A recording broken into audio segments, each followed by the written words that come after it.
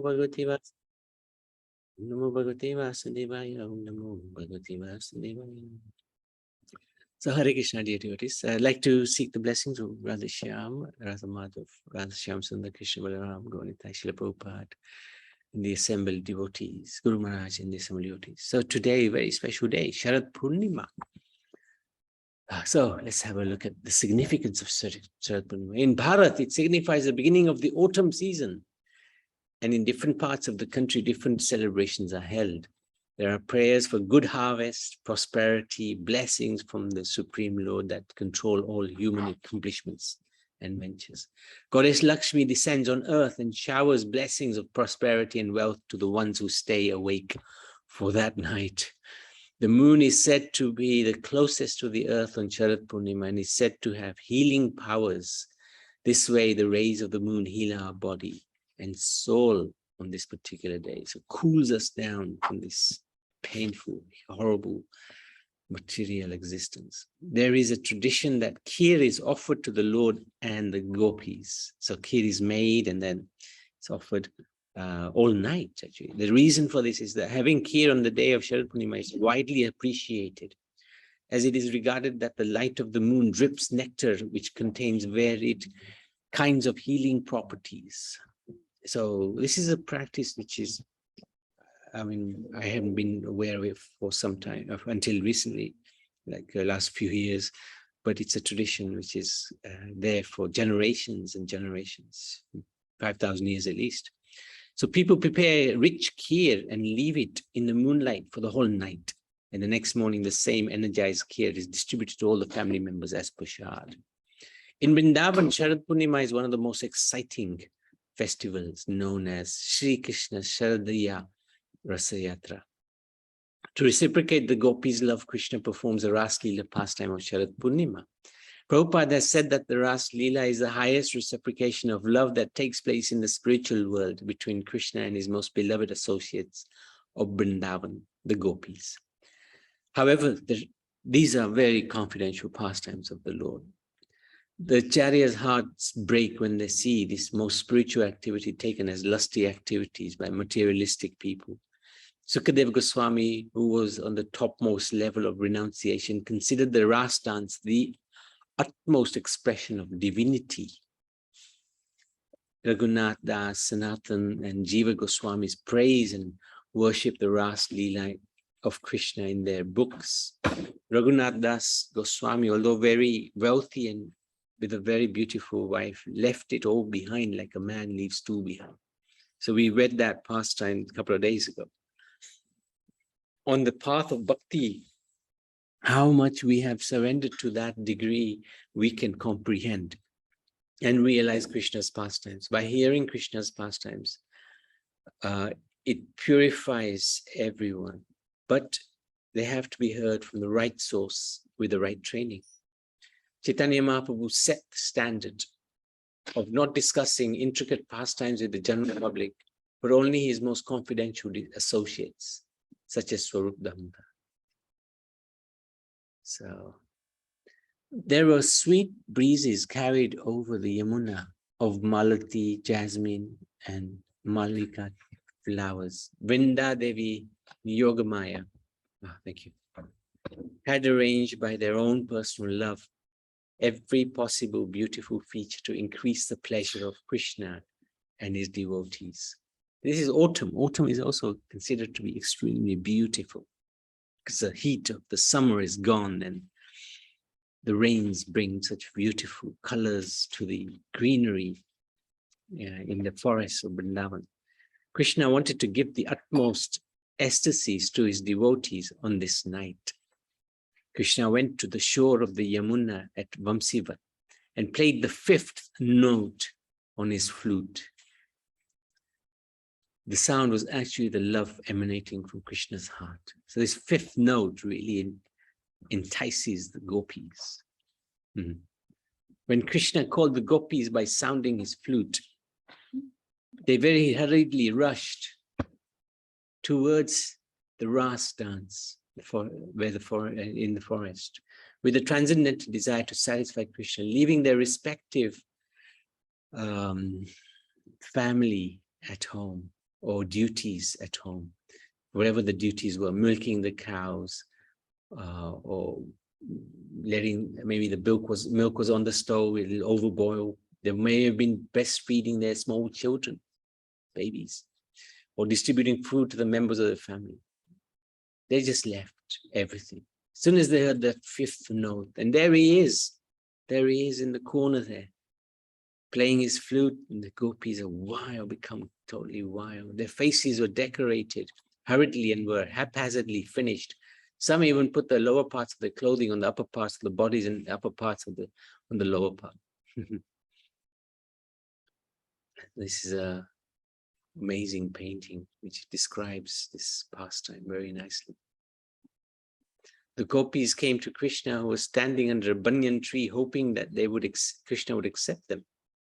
Krishna told them it was nice that they had come. But why had they come? He was teasing them. "O ladies of Vrindavan," Krishna said, "you are very dear to me. I am pleased that you have come here.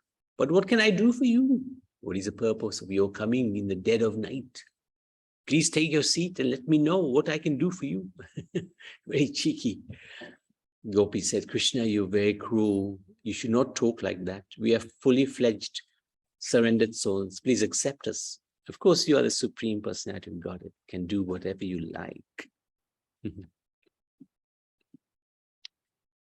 He told them to go back home. The gopis' heart was struck with sharp arrows when they heard Krishna's words. They stood drawing patterns in the sand with their toes. Their eyes welled up with tears. They told Krishna they left everything to please him, and he had stolen their hearts. They were fulfilling their duties as Krishna was in everyone's heart, so their love was exclusively for him. So this is our critical duty in this material world, is to love Krishna. If we can achieve that, then our life is successful. The gopis are the topmost acharyas, teaching by the example the topmost instruction of abandoning all varieties of religion, sarva dharma parityaja, and surrender unto Krishna. Krishna says, surrender and become my devotee. Offer all homage to him, and in this way you will come back to him. Krishna, being pleased with the gopis, went with them and walked through the forest with them. They came to the banks of the Yamuna, and each gopi was thinking that Krishna was with him only. This is the power of Krishna. So yes, there are maybe others who try to become Krishna and enjoy with the gopis, but can they expand themselves as many times as Krishna can expand themselves and be with every single gopi? No. This is only the power of Krishna. His power to love is perfect and complete. Krishna can satisfy everyone to their heart's desire. Although Krishna is Supreme Personality of God, it has no other desire that needs to be fulfilled, because he is full of the six opulence. He wanted to fulfill the desire of the gopis, but he also wanted to enjoy the company of the gopis in the Ras dance. It's a two-way process. Krishna also, he is Atma Rama, we know he's self-satisfied, but his enjoyment does increase when he's in the company of his most favorite devotees, the gopis. The Ras dance and Krishna's association with the gopis appears to be like ordinary mixing of young boys and girls. The dancing of young boys and girls within the material world is simply Mahamaya. It's part of the external. It's just illusory. The Ras dance of Krishna with the gopis, however, is on a platform of Yogamaya, spiritual enjoyment, eternal, ultimate truth. The difference is that on the Mahamaya platform, dances take place on the basis of sense gratification of lust, whereas the gopis' interaction with Krishna is on the spiritual platform of love. So here we can see Krishna is with every single gopi. He's expanded himself. And every gopi is thinking, Krishna is only with me. Each gopi was thinking she was the most fortunate person in the world because Krishna was only with her. Krishna sensed their pride and he disappeared. This pride was not their pride, of course. They were proud of Krishna.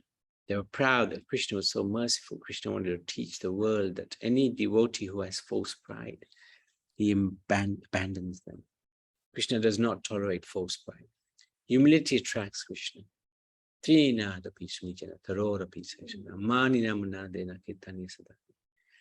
course, the gopis' pride was not real pride. And Krishna's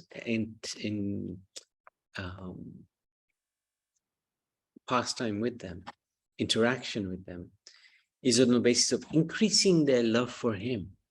So this pastime is totally transcendental from both Krishna's view and the gopis' view. Gopis, however, soon began to feel very proud, thinking themselves fortunate women in the world, universe due to the favor of Lord Krishna. Krishna could immediately understand their pride caused by the great fortune of enjoying him personally. And in order to show them his causeless mercy, he immediately disappeared from the scene, exhibiting his opulence of renunciation. The gopis, we done this bit. When Krishna disappeared, the gopis became mad in ecstasy, looking for him. They looked everywhere. They asked the trees, the birds, the creepers, even the Tulsi Devi, if they had seen Krishna. They begged Mother Earth that she was so fortunate that Krishna's lotus footprints were always on her, to tell them where Krishna had gone. He disappeared because of our pride, the gopis were thinking like that. They were aware of the reason for Krishna's sudden disappearance. But that spiritual pride is not like our pride, our material pride. That pride is on the transcendental level because it's completely associated with Krishna and for the enjoyment of Krishna. They could understand that when they were enjoying, thinking that themselves to be the most fortunate women within the universe, since they were feeling proud, Krishna disappeared to curb their pride. But this is a pastime between Krishna and his pure devotee. So the gopis began to search for him everywhere. After not finding him anywhere, they became afraid and almost mad. They were simply thinking of the pastimes of Krishna in great love and affection. Gopis therefore began to question the trees and the plants, and they questioned the earth as well. There were various types of big trees and small plants in the forest, and the gopis addressed them. Dear banyan tree, have you seen the son of Nand Maharaj passing this way, laughing, playing on his flute? He's stolen our hearts and gone away. If you have seen him, kindly inform us which way he has gone. Dear Ashoka tree, dear Naga flower tree, dear Champak flower tree, have you seen the younger brother of Balaram pass this way? So this mood is what can take us back to the spiritual world. This constant desire to associate with the Supreme Lord and his devotees. This hankering for the Lord is very, very important. If we are able to get even a tiny percent of the gopis' love, then our life will be completely successful. Being absorbed in thought of him, they experienced loss of memory. With dampened eyes, they began to see the very pastimes of Krishna. Being so attracted to him, they imitated his pastimes, his walking, his smiling. And as if they themselves were Krishna, due to Krishna's absence, they all became crazy. Each one of them told the other she was Krishna himself. So there's Krishna enjoying. The gopis, they're gone crazy for him. And he is amazed by their love for him. And then we'll see later, he tells them, there's no way I can repay your debt. You love me so much, I cannot repay you. I cannot reciprocate with that love because it's so intense, so love, so amazing. I have no means to repay you. Be happy with your devotion. Soon they all assembled together and chanted Krishna's name very loudly as they moved from one part of the forest to another, searching for him. They were so engrossed in separation, they started enacting Krishna's pastimes. This was their absorption in Krishna consciousness. We should be completely absorbed in satisfying Krishna. And whatever service we are engaged in, things should not be done mechanically. So this is a really important instruction. When we are given a service by the Guru, by the devotees, by the Supreme Lord, we do it to the best of our ability. It may be mundane even. The service may be so mechanical. But we make sure we don't treat it mechanically. We treat it and do it to the best of our ability. As they're searching, they went into the forest where it was so dark that even one moonbeam did not enter it. They saw Krishna's footprints, and this gave them hope. Then they saw two sets of footprints. The gopis realized that another gopi, Srimati Radharani, was with Krishna. Hey, you guys.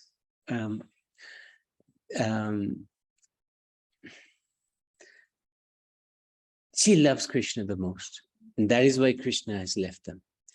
They finally saw Srimati Radharani also sitting alone. Krishna also had left her, as she had also become proud. They could not see anything as they came back to the bank of the Yamuna and simply cried. There they began to sing the song of Krishna. This is called the Gopi Geet, and which very kindly Karuna sang just before we started this session, which are the beautiful prayers of intense separation. These prayers have been meditated upon by great devotees. This is given in a conversation between Satyavrata Muni in a talk with Narad Muni, and is recorded in the Srimad Bhagavatam, the 10th canto, 31st verse, 10th canto, 31st chapter, first verse until the 19th verse. That's the Gopi Gita. Finally, the gopis returned to the banks of Yamuna. They simply assemble there, expecting Krishna must return to them. They simply engage in chanting the glory of Sri Krishna. So this is the Gopi Gita which was sung just now. And these are the different verses. We won't go through the verses because we run out of time.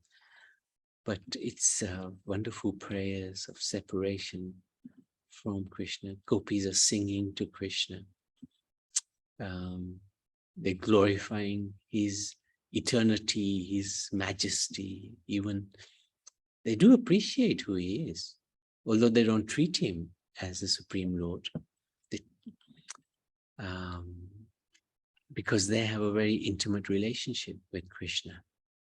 And Krishna loves that. He doesn't always like the official relationship that sometimes devotees have. He likes the unofficial, where the devotees are very close to him. And the gopis are saying about his sweet voice and his charming words, which are very, very attractive.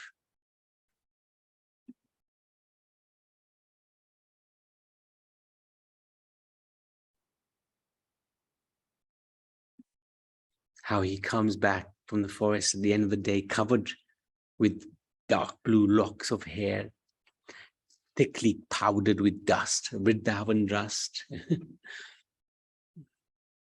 All you can see is his eyes, because everything else is black, covered in dust, bridge dust, because he's been tending the cows, been very busy.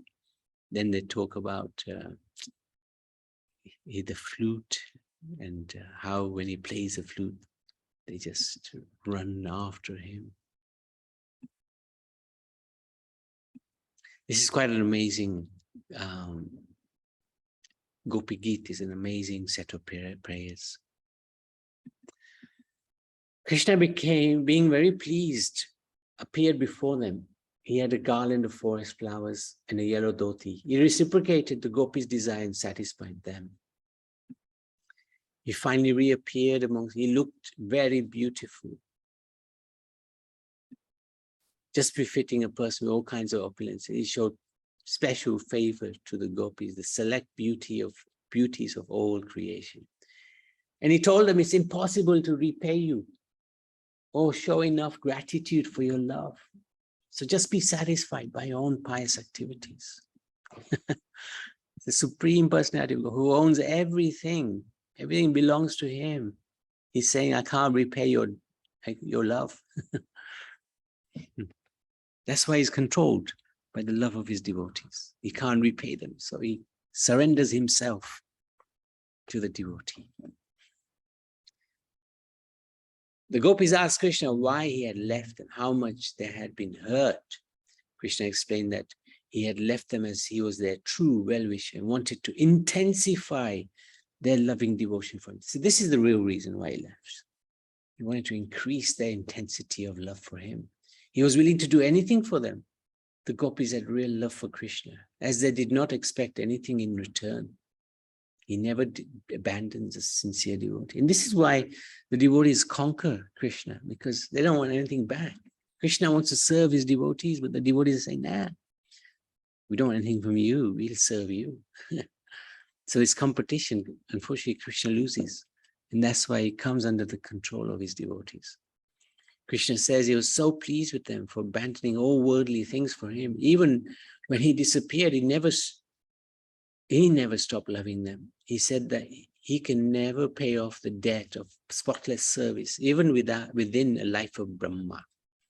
Prabhupada mentions that Krishna is revealing his heart to his devotees. Krishna is showing that the love of his devotees is so priceless to him. Even a lifetime of Brahma. And a lifetime of Brahma is 311 trillion, 40 billion years. That's a long time. It's not enough to repay the love of his devotees. Krishna and the gopis danced to their heart's content. Prabhupada calls this a circular dance. Krishna was dancing with each of the gopis. He was playing his flute in the middle of the circle and he was singing with each of the gopis. In this way, they danced the entire night. To repay the gopis, Krishna made the length of that night the length of one night of Brahma. That's 4.3 billion years. So this Sharad Purnima night lasts 4.3 billion years. One night of Brahma. Krishna extended the night of Rastras to cover a great period of time which lasted millions and millions of years, actually billions of years. But the gopis could not understand that. How could this be possible? Yeah. Well, why not? He showed his mother the whole universe within his mouth. He can do anything he wants. He's a supreme controller. Most of the gopis were great sages in their previous life, studying the Vedas. When Krishna appeared as Ramachandra, they wanted to have conjugal pastimes with him. But Ramachandra said, no, I've come as, I've taken a vow of one wife in this life. But when I come as Krishna, so Ramachandra gave them benediction that their desires would be fulfilled when he would appear as Krishna.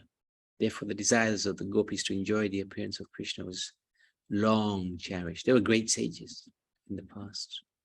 When the night ended, Krishna sent them all home. Yogamaya allowed the families of the gopis to think that the gopis had been home all night. Even the gopis forgot about the night. Krishna had put a night of Brahma into a night of human beings so that all the residents were there in the morning.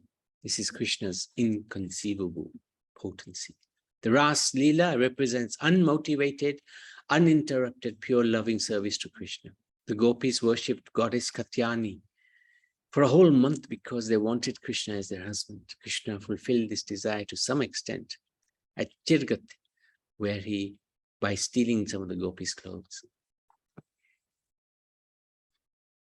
So in Bank Bihari temple, this is the only day that he holds a flute.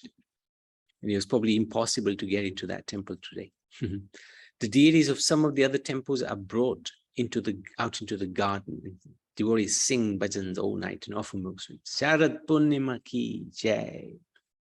So this is a pastime of Sharad Purnima. Very sweet, wonderful pastime, which is a pinnacle of spiritual ecstasy between Krishna and his most intimate devotees. Hare Krishna, Prabhu. Hare Krishna, Sitaram Prabhu. Yes. Very, very, very amazing class you have done, Prabhu. Oh, no, thank so you. Nice, so nice. It's a book, you're reading the book, and we are getting so much pleasure, Prabhu. Thank you for your encouragement.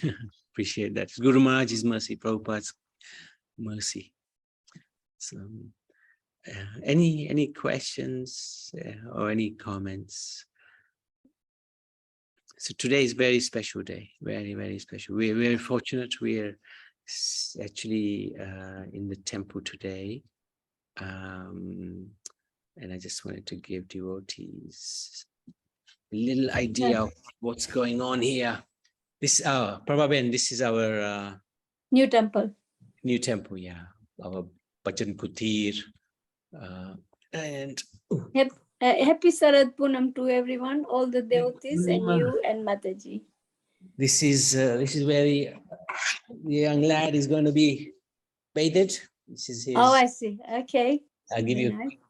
There he Oh, is. Looking quite. you got a towel on him. Yeah.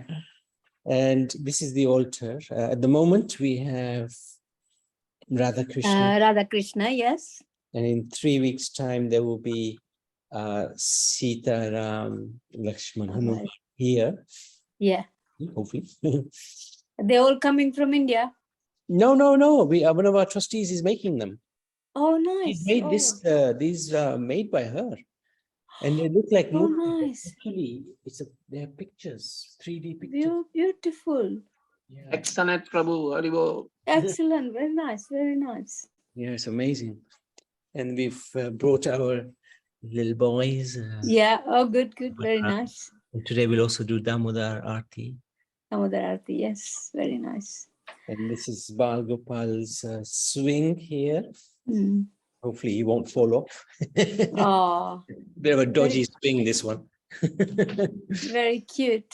Well, let's see. But yeah, it's really, I haven't come here for at least 2 months.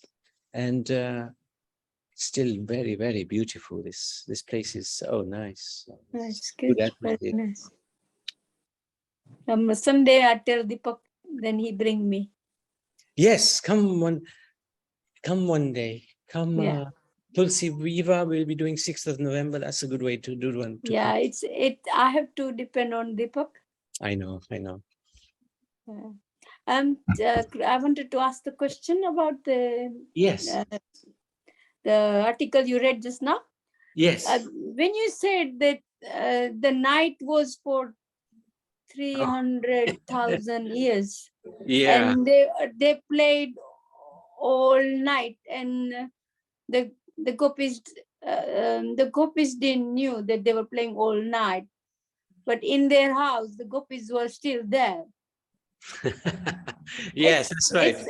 It's amazing that, like, how can that be? How But can that be? Yeah, I know. yeah, This is Krishna's inconceivable potency. He can do anything he wants. So he extended the night, but he also made it appear that the gopis never left home. yeah, it's so amazing.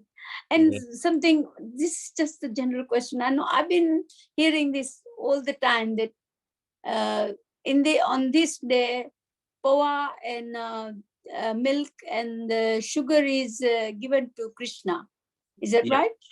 That's correct. So Actually, why is that?